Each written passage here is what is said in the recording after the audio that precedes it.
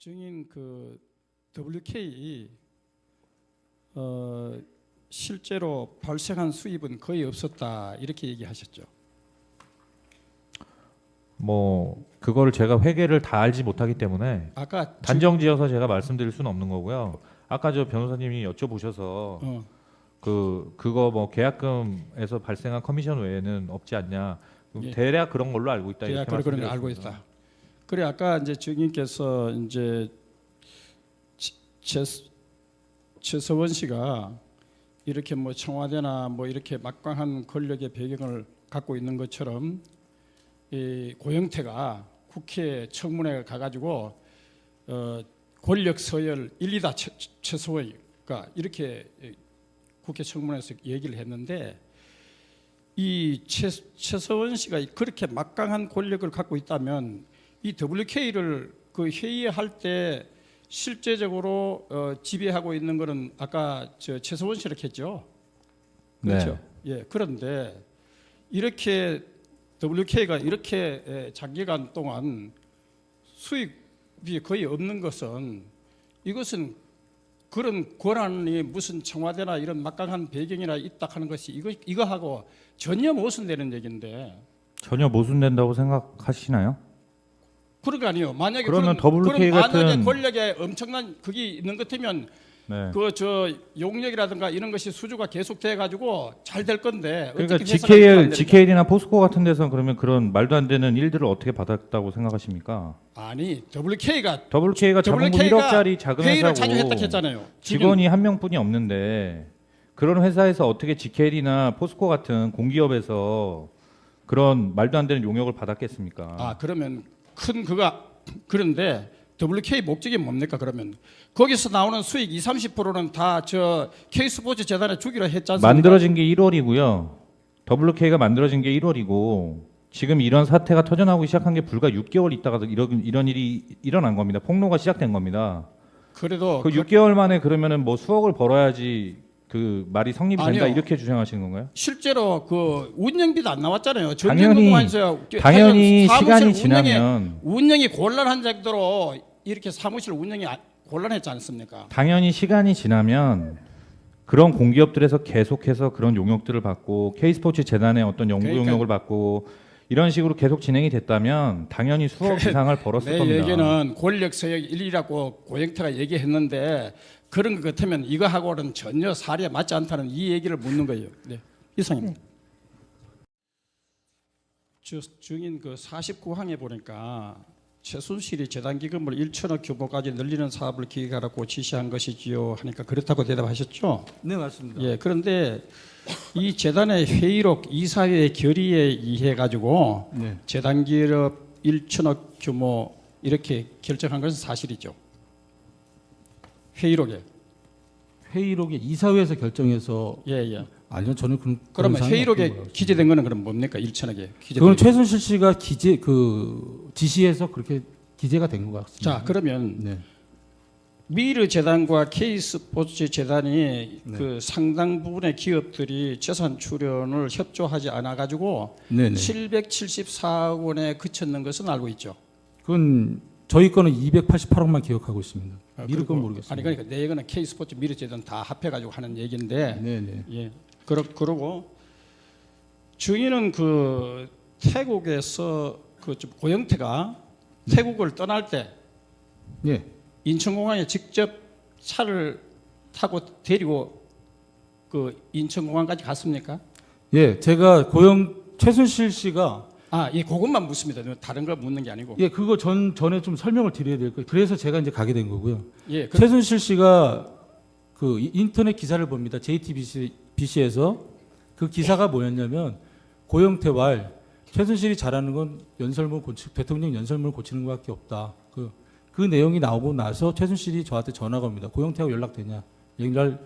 무슨 일이 있냐? 그랬더니 얘가 지금 이래서 지금 나라가 뒤집힐 것 같다. 얘 빨리 찾아라. 찾아서 빨리 외국으로 보내라. 이런 말을 해요. 자, 그러면 증인께서 인천공항에 도착할 때도 직접 나갔죠. 네, 제가 나가서 데려왔습니다. 그런데 증인이 처음 검찰에 조사받은 날은 2016년 10월 25일인데 네, 맞습니다. 예. 조사받은 그 이틀 후에 인천공항에서 노승희를 고영태를 만났죠. 네, 고영태를 제가 검사님 방에서 직접 전화합니다. 자, 그거 하고 그다음 내 묻는데요. 네. 증인께서 네. 바로 그날 도착하는 그날 10월 27일 날 네. 오후에 네. 최순실이하고 두 번에 걸쳐서 통화를 하면서 네. 녹음을 하셨죠. 정확히 아셔야 될 것 같은데요. 아니, 두 번은 부재중 수신이고요. 한 번은 제가 그러면, 전화합니다. 그러면 네. 한번 네, 네. 했죠. 네. 자, 이것을 USB에 담았죠. 녹음했는 것을. 녹음한 거를 제가 집에서 USB에 담았죠. 네. 자, 그때 녹음할 때 네. 고영태와 고영태의 형 네. 고영술이가 네. 함께 있는 상황에서 녹음을 하셨죠. 전화. 같은 장소에 같이 함께 있었는데요. 예, 그렇죠. 차가 세 대였거든요. 예. 고영술 차량, 고영태 차량, 예. 또 제가 갔던 차량. 자, 어쨌든- 그리고 둘은 고영술의 차에서 앉아 있었고요. 예. 저는 밖에 따로 나와서 예, 통화했습니다. 하여간 그러면 그 부분에 있었는 건 확실하죠. 예, 그 부분이 네, 있었습니다. 좋습니다. 그러면 네. 증인이 이렇게 USB를 담아가지고 네. 더민주당의 과거의 원내 대표를 지냈던 박영선 의원한테 이 USB를 건넸죠. 네, 제가 건네드렸습니다. 그러면 네. 언제 어디서 이 USB를 박영선 의원에게 전달했습니까? 고영태가 청문회 끝나고 나서 제가 고영태하고 밥을 먹었습니다. 밥을 먹으면서 고영태에게 혹시 박영선 의원님 연락처가 있냐 그랬더니 고영태가 주머니에서 이만큼 명함을 꺼내더라고요. 그래서 거기에서 고영태가 박영선 의원님 명함을 찾아서 박영선 의원님하고 연결을 시켜줬습니다. 그래서 그 다음날 박영선 의원님을 만나뵙게 됐습니다. 그래서 박영선 의원님께 자초지정을 설명을 드리고 의원님께 부탁을 드렸습니다. 이건 세상 밖으로 나와야 될 것 같습니다. 자, 그러면 그런 그 고영태가 박영선 의원을 만난 것은 예. 그 8일, 12일 두 번에 걸쳐서 만났죠. 두 번에 걸쳤는데 그게 8일인지 9일인지는 모르는데 12일은 맞습니다. 10일 맞죠. 네. 그런데 네. 증인이 이 USB가 왜 하필이면 예. 과거에 더민주당 그 원내 대표를 지냈는 기자에게 주질 않고 이렇게 더민주당의 원내 대표를 지낸 박영선 의원에게 이 USB를 전달한 것은 정치적으로 이용할 명백한 의도가 있는 거 아닙니까?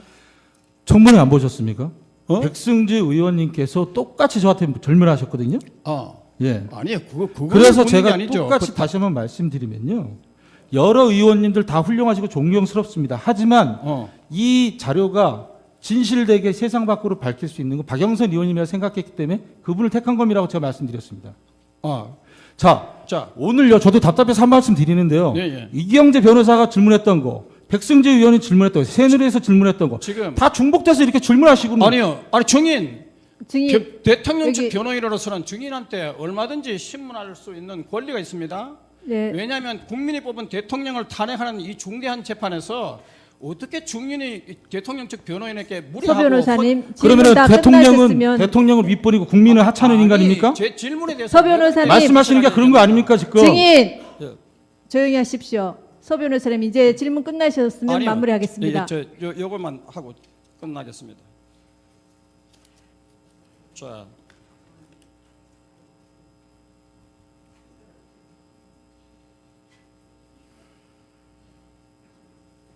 그리고 증인이 또 이렇게 7회 진술조서에 이렇게 얘기했더라고요. 저도 최순실의 국정개입 진실을 고발할 자료를 수집 중에 있다고 이렇게 얘기했죠. 조서를 받을 때 검찰에서 네, 이렇게 얘기했죠. 네, 그래서 물론 증인은 이것은 정치적으로 이용할 이사가 아니라고 이렇게 얘기를 하지만은 정치적은 분명히 아닙니다. 그런데 네. 왜 우리가 생각할 때는 네. 왜 더민주당 원내 대표를 지낸 정치적 영향력이 큰 사람한테 이 피청구 USB를 줬느냐? 피청구인 서 쪽에서만 변호사님 그렇게 그 생각합니다. 질문 아까 하셨지 피청구인만 않습니까? 그렇게 생각하시는 것 같고요. 국민 대다수는 그렇게 생각하지 않습니다. 자, 그리고 고영태가요 국정청문회 나와가지고 그 최순실이가 권력 서열 1위라고 표현했습니다. 그 박영선 의원을 만나고 난 이후에 청문회에서 나가 그런 발언을 했어요. 그래서 우리가 이런 정치적 이용의 의도가 아니냐 이렇게 증인에게 묻는 제가 거예요. 다시 한번 바로 잡아드리면요. 고영태는 청문회 이전에 박영선 의원을 만난 적이 없습니다. 그렇게 유도신문 하실 거면요. 아니요. 8일날 이쯤에서 그만하시죠. 8일날 12일날 만난 게 분명합니다. 서 청문회 언제 변호사님 나갔습니까? 이제 그만 신문하시는 걸로 예. 하시죠. 마무리하시죠. 다시 한번 확인해 보세요. 다시 한번. 증인도 이게 흥분을 가라앉히시고 이 질문에만 답변하십시오.